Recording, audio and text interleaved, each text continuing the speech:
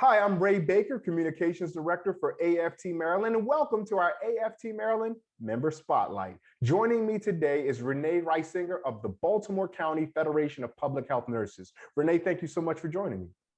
You're welcome. I'm glad to be here. Now, Renee is among the first class of graduates of a first of its kind program in the United States from the University of Maryland School of Pharmacy that studies medical cannabis, the scientific program, and therapeutics. I think I got some of that wrong. Renee will clear that up for us because our public health professionals always get the job right. So Renee, thank you so much. And just let me get started with the conversation. Why do you think it is important for public health professionals like yourself to be knowledgeable about medical cannabis? Cannabis is a medication. In the 1800s, it was part of the U.S. Pharmacopoeia, which is a book of pharmacy.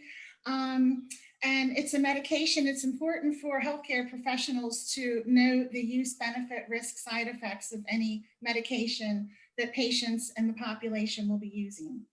Now, why was your program so unique as compared to other master's programs that study science and therapeutics? So the master's program at the School of Pharmacy is a scientific program. We study cannabis as a science. It's the first cannabis master's program in the nation. How is this scholarship that you've undertaken, how is it relevant to your current work? It's relevant to our current work because as healthcare professionals, we're always looking for knowledge and science-based evidence. And that's what this program brings to the table. Now, you're a member of a public health union. Why should other public health unions, both in the state of Maryland and across the AFT family, why should they be supportive of their members getting this type of education and leading in this field? As public health professionals, our goal is to improve the health of the population. Actually, 80% of the world's population that does not have access to advanced medical care like we do in our country use herbal medication as medicine. So we need to know what our patients and population are talking about. That makes so much sense. And what are some myths that folks might have about medicinal cannabis that you would like to dispel, given what you know? Cannabis is a medication. It's been used for thousands of years by societies. It's been used for religious purposes. It's been used for recreational purposes and for medical use. That's something that I'm sure a lot of people didn't even know about the piece or about religious purposes as well.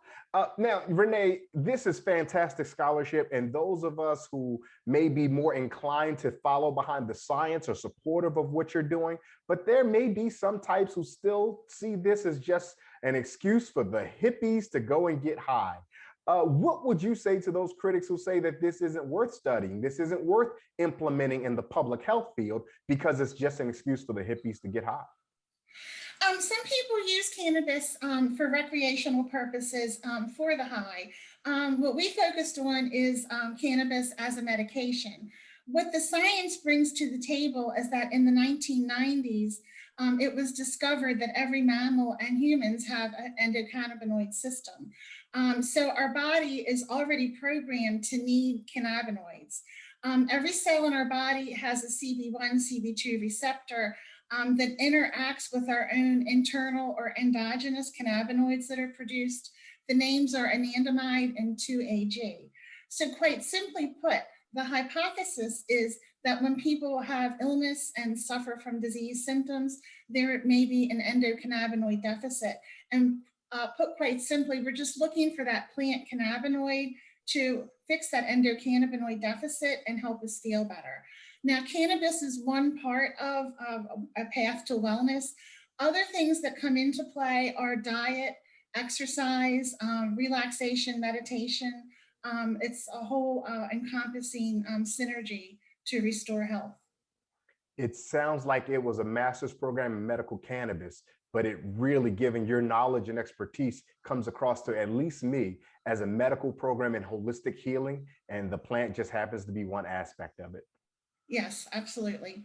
Renee, thank you so much for taking time out of your busy schedule to talk with us today. Well, I appreciate that greatly. Thank you. And let me again say, on behalf of the Baltimore County Federation of Public Health Nurses and the AFT-Maryland State Federation, your entire union and state federation family is so proud, so happy to call you one of ours, as you are a graduate of this cutting edge, vanguard, first in the nation program. So congratulations again on your graduation. Thank you. And I'd like to give a shout out to the School of Pharmacy, Dr. Natalie Eddington, Dr. Leah Sierra, Dr. Coop, and Lisa Finn. They have started an amazing program, and I just want to acknowledge that. That is a fantastic group of folks to acknowledge. You acknowledge them, we acknowledge you, and all of us are better because of it. So we thank you so much for that. Thank you. And thank you for watching and listening. If you have any questions for Renee, you can feel free to reach out to her through us, AFT-Maryland, or through her local, the Baltimore County Federation of Public Health Nurses. We'll be sure to get that question to her and get back to you, because this could be vital information for anybody in our state federation or any of their families in our larger global community. So thank you for watching and thank you for listening. I'm Ray Baker, Communications Director for AFT-Maryland, and this has been an AFT-Maryland Member Spotlight.